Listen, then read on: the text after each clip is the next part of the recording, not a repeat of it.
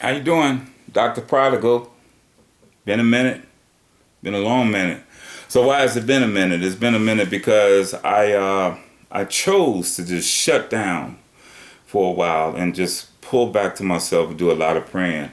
Of course, people immediately when I said that oh, you must be getting something from the Lord about the election, this, and this, and no, not at that time. No, I pulled back. Not because I wanted to find some specific prophecy, revelation, or anything about the election, American government, and what's going on in the world and all this.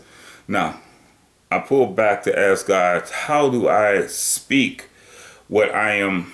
I don't even know when people say that they hear from the Lord, it's not necessarily an audible voice. It's like an immersion of truth into you. And I was told to just speak it. So what began as, people were saying, oh, this is coming, that is coming, this scandal, that scandal. There's been such an emergence of prophets, and everybody got something. Granted, I can't take away that the gift and the office of the prophet is effective and active today in the church. However, your prophecies shouldn't be your prophecies shouldn't all come after a scandal on the internet, TV, or whatever. Now, oh my God, see, we have people that have issues that have come up in, ministry. Well, there were so many prophecies. Oh, they're coming. But with the exception of one, and I'm not saying that I run around listening to all of them, but years ago, I just happened to come across one woman. And I'm going to speak her name. Her name is Celestial. Everyone has something to say about everybody and her, and yet she just maintained who she was and what she's doing. She still does it.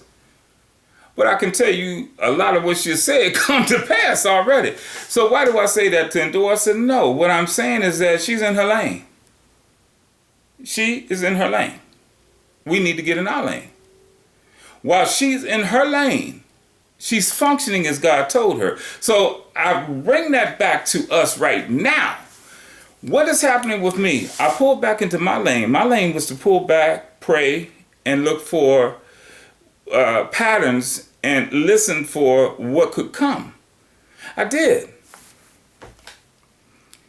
I won't say everything, but the one thing that I am going to really touch on right now that everyone is going back up and down about and whatever, but they've never considered this. Everyone is speaking of one presidential candidate, one incumbent. They're speaking of one party or another. It is so much that's going on, and I don't understand it all. Why are you even worrying about that when God said that our responsibility is not necessarily to vote? Our responsibility is to pray for those in authority. So he didn't give us a choice of whether or not we like somebody or not. Now, do we have our preferences? Yeah, certainly. He never took that, which is going to segue into, what I'm wondering. Are people really looking at some things that are possible? Yes, I can comment on quite a few things and be authoritative on it because I have taken the time to research it, read it, and, make sure that it's in line with what's being said. But, when I'm looking at this, I see we have not looked past feelings, rhetoric, and media. As a Christian, first of all, if you got something negative, nasty, wrong to say to anyone, as a matter of fact, but especially in this about a political candidate, now you can express disdain with, service or, their voting right, but not to be disrespectful. So we go back again. We ask, well, Lord, what do we do? He said to pray for those who are in authority that we may live a peaceable life. That's a simplistic command there. Okay, we got, I almost said something, but that would have leaned toward a political joke. But we have Bozo the Clown in office. I don't like Bozo the Clown. But God didn't ask me. God said, you pray for them. You pray for Bozo that it will be peaceable for you in this earth.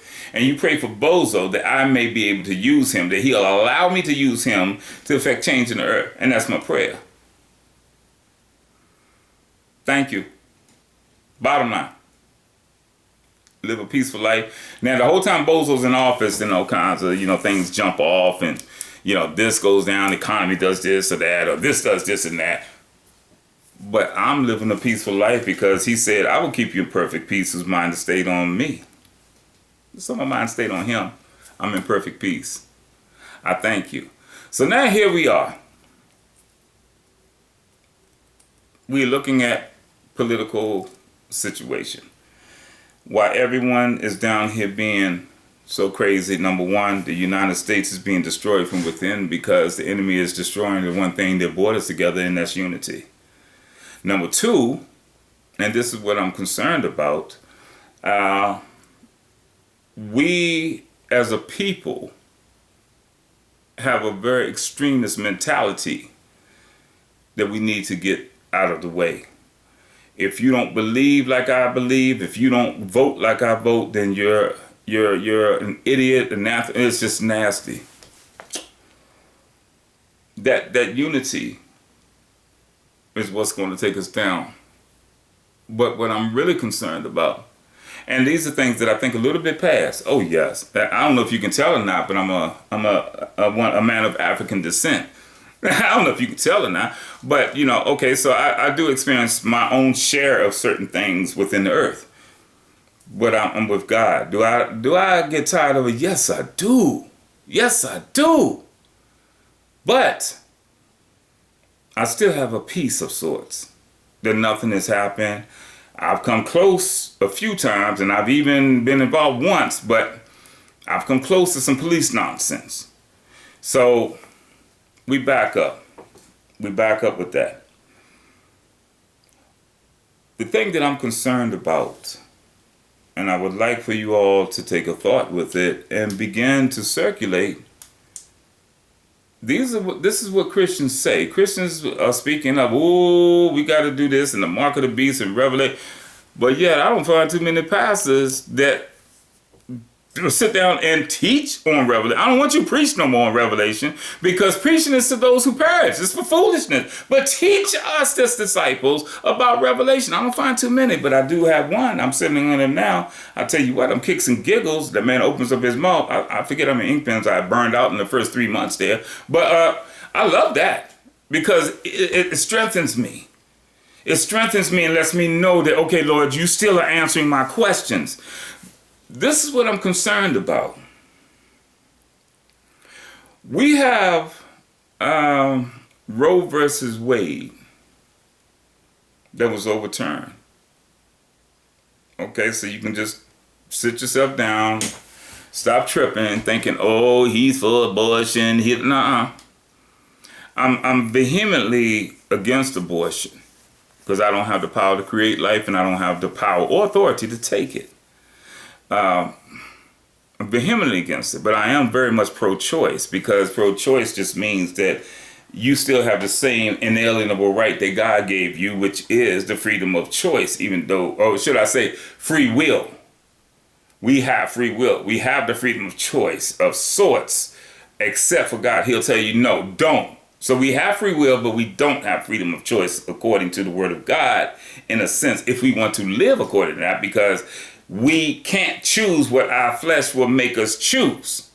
We need to have the ability to tell God to tell us what to choose. I set before you today, death and life. Choose life. You can do some things, but don't. You can eat of the fruit, but don't. He's letting you know, I'm putting this, you can eat of everything here, but don't eat of that one. So these are the things that I'm looking at. So here it is, Roe versus Wade is overturned. A woman doesn't have the ability to choose what to do to her body. Why is it that the only thing that people attach to Roe versus Wade is the ability to procure an abortion for a fetus, a child. There are other things that's attached to that too, such as certain things of medical nature that must be done. There's, in essence, it's attached to the abortion procedure, or it's a lot of things. I remember whenever there's a miscarriage, there has to be like a D&C or something, and now that's being denied. So I'm not gonna get all into that because I'm not into a lot of women's health issues, but just the basics of it. That's her body. She was born with that one. She was born with that one. She walking with it.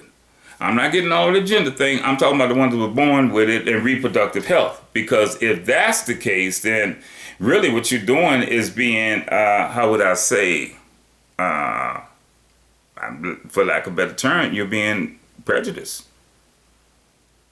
So this is just a lot that I'm not going to start that because that could take us down another rabbit hole. But I want you all to think about that. Now that the government has gotten involved in such a way that they can tell a woman, and I was reading other things of different reports of checking people's reproductive rights and reproductive systems and their cycles and stuff. For real? Do we see that the overturning of Roe versus Wade was a good thing for abortion, but a bad thing for society? And I'll explain that very briefly, and we're going to cut this out. Roe versus Wade stopped abortion in its tracks. Legal abortion, should I say. Roe versus Wade didn't allow society to say that this could be a natural thing. They said, oh, no, Roe versus Wade actually said this is going to be a natural thing. But them overturning it stopped it in its tracks. And now it's saying, no, this is not just a natural thing. Okay, that's wonderful. But it also took away, and this is the most disturbing thing, the woman's right to choose what she wants to do to her body. It gave it to someone else and not the woman. Where do we see that? In the book of Revelations, that one at the end of the Bible that you sit on your coffee table, that speaks of the mark of the beast. And that everyone took it and those who refused it. Could it be that with this situation, and I am in no way saying to reinstate Roe versus Wade, but I am saying to ensure that legislation is in place where someone is able to make a yes or no decision about their body. Roe versus Wade should be limited strictly to abortion and not to just the choice of the health care. So, could it be that with the overturning of Roe versus Wade, what seems good and what is good in a sense is actually setting the stage for something more sinister? I honestly believe that Roe versus Wade will probably be reversed again. But yet, what it's ushering in won't be. So let's think about that.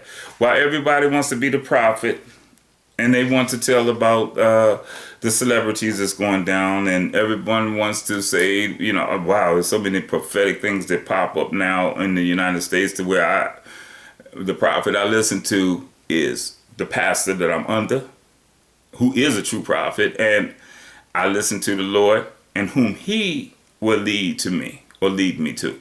It's not that many. I'm not going anywhere. If you go to knock on every door in the community and eat at everybody's house, you're a sick puppy.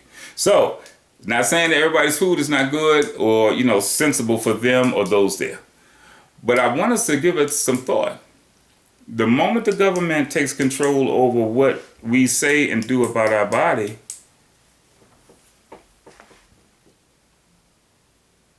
right hand or the forehead, that's on our body.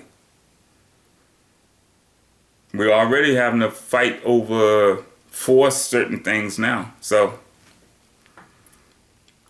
how do we do this? Look, I'm getting into the word and I'm getting into prayer. I'm getting into worship, praise. It's wonderful. And that's how we're going to find our answers, to get very close to God and stop looking at what they want to show us over here while they slipping this in over here. God bless you, Dr. Prodigal. Comment. I'd like to know a little bit more about this. You know, I'm open for discussion, but let's think about it. Especially all the Christians that think you are supposed to vote according to the Bible, and all of that. Let me know what you think about this as well. God bless you.